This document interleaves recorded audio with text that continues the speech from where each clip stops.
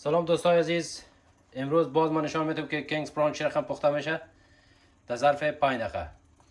ما تقریبا 1 کیلو کینگ پرانز داریم، پالک داریم، نش پیاز داریم، گشنیج داریم، مرچ داریم و سیر داریم. پیاز نمیپرتیم. ما حالا شما رو نشان میدیم در 5 دقیقه چه قسم کینگ پرانز پخته میشه.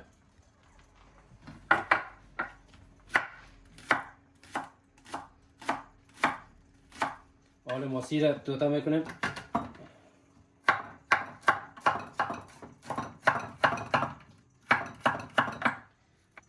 مرچ دوتا میکنیم.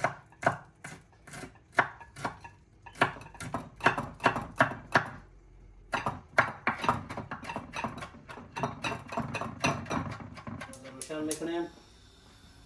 اولی کاری که میکنیم روغن میپرتیم. روغن بسیار کم میپرتیم. روغن هم این روغن زیتون است. بسیار کم میپرتیم که خونش نگیره، دیگه زیاد روغن استفاده نمیکنیم. روغن استفاده نمیکنیم. چی میکنیم؟ اولین کاری که میکنیم نش پیاز میپرتیم، همراه سیر و مرچ.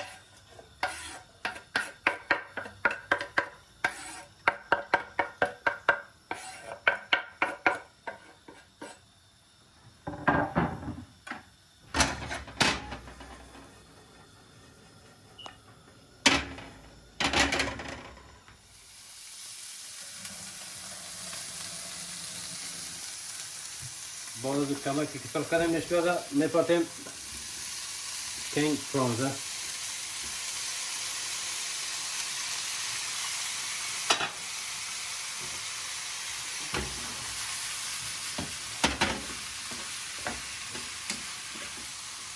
فقط برای 1 دقیقه آره میمونه که کم در رنگ گلابی بکشه. رنگ گلابی کشید باز دیگه موادش میندازیم. یعنی حالا ما چی میکنیم که یک کمه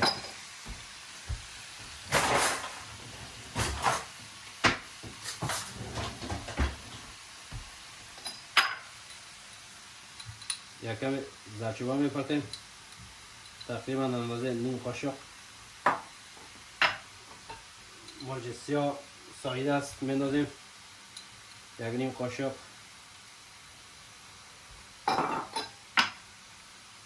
چهار مساله است میپرتیم، نیم قاشق. و تخم گشنیج است.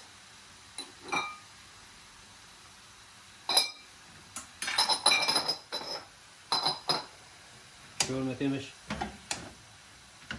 نمک اضافه میکنیم ترش.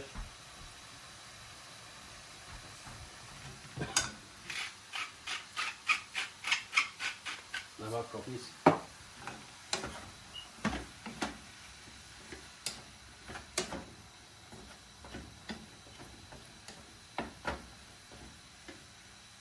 فقط سرش بر میکنیم، تخت میتیم برای 1 دقیقه. خب اینا بعد از 2 دقیقه ما این سرش پاس میکنیم.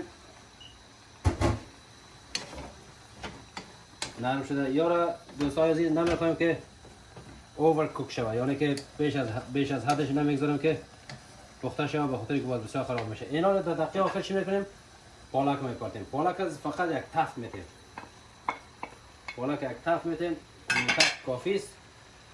و در سر پالک لیمون یا نارنج میپرتیم که دیگه بیخی دیگه هیلتی به کسی که میخواد که چاقی خوده برطرف کنه از این استفاده کنه هفته 2 بار یا بعد از ورزش.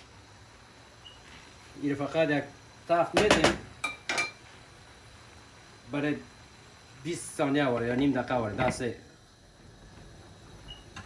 دوستای عزیز حالا میبینیم که چی شده، بیخی پرفکت شده. بسیار براون جوسی و هیلتی. زیرگاه گل میکنیم و دیگه این آماده است که سرو کنیم. میبینید دوستا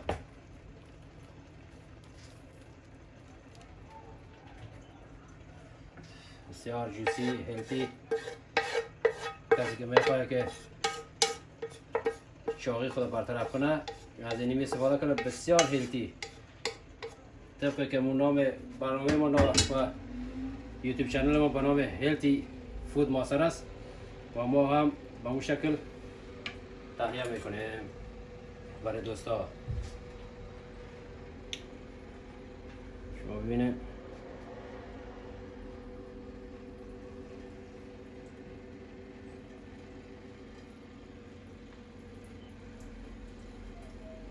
دوستان عزیز، شما ببینید بسیار یک غذای متنوع، بسیار خوب و بسیار هیلتی. شما اگر در خانه پخته کردید به این شکل پخته کنید و نوش جان کنید. خدا کنه که برنامه ما خوشتان آمده باشه و اگر خوشتان آمده لایک، سابسکرایب، شیر یادتان نره. تا دیدار بعد، خدا حافظ.